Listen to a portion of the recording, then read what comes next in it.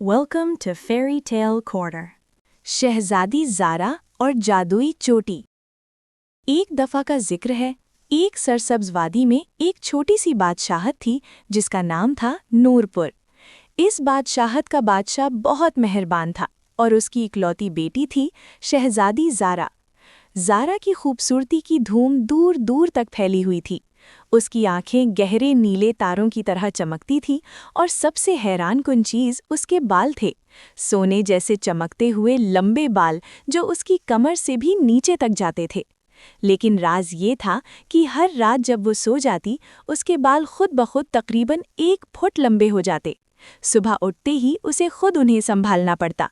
एक रात जब ज़ारा सो रही थी, उसके कमरे में हल्का सा नीला नूर फैला। एक छोटा सा जादुई परिंदा जिसे चांद की कोयल कहा जाता था, उसके बिस्तर के पास आया और बोली, शहजादी, तुम्हारे बालों में कदीम जादू है। ये जादू तुम्हें 3 तोहफे दे सकता है, मगर हर तोहफे के बदले एक कुर्बानी देनी पड़ेगी। क्या तुम तैयार हो? ज़ारा जाग उठी। उसने हैरानी से परिंदे की तरफ देखा।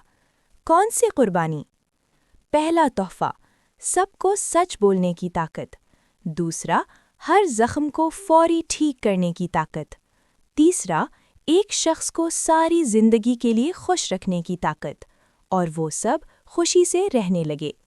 मगर हर तोहफे के साथ तुम्हें अपने बालों की एक बड़ी चोटी कुर्बान करनी होगी। ज़ारा ने सोचा। उसे महल में बहुत सी चीज़ें गलत होती दिखाई देती थीं। लोग झूठ बोलते, एक दूसरे के जख्मों को और गहरा करते और खुशी छीनते फिरते थे। उसने फैसला किया, मैं तैयार हूँ। अगली सुबह उसने पहली चोटी काटी। जैसे ही बाल कटे, एक चमक उठी और उस दिन से महल में कोई झूठ ना बोल सका। दरबारी हैरान थे कि वो खुद अपने मुंह से सच बोल रहे थे। बादशाह बहुत खुश हुआ। कुछ दिन बाद महल के बाग में एक छोटी सी लड़की जख्मी हो गई। ज़ारा ने दूसरी चोटी काटी।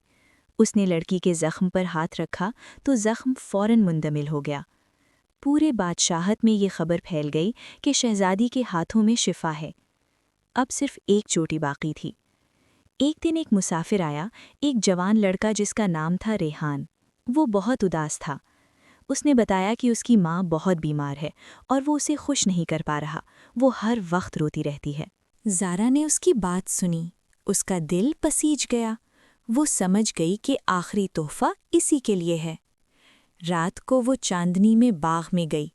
आखिरी चोटी को हाथ में पकड़कर उसने आहिस्ता से कहा, मैं अपने बालों की आखिरी चोटी तुम्हें देती हूँ ताकि रेहान की माँ हमेशा खुश रहे। अब उसके बाल बहुत छोटे रह गए थे, कंधों तक भी नहीं पहुँचते थे, मगर उसके चेहरे पर अजीब सी सुकून था। बादशाह ने पूछा, बेटी, तुमने अपने बाल क्यों कुर्बान कर दिए? ज़ारा ने जवाब दिया, अब्बाजान, खूबसूरती बालों में नहीं होती, वो उन लोगों के दिलों में होती है जिन्हें हम खुश कर दें।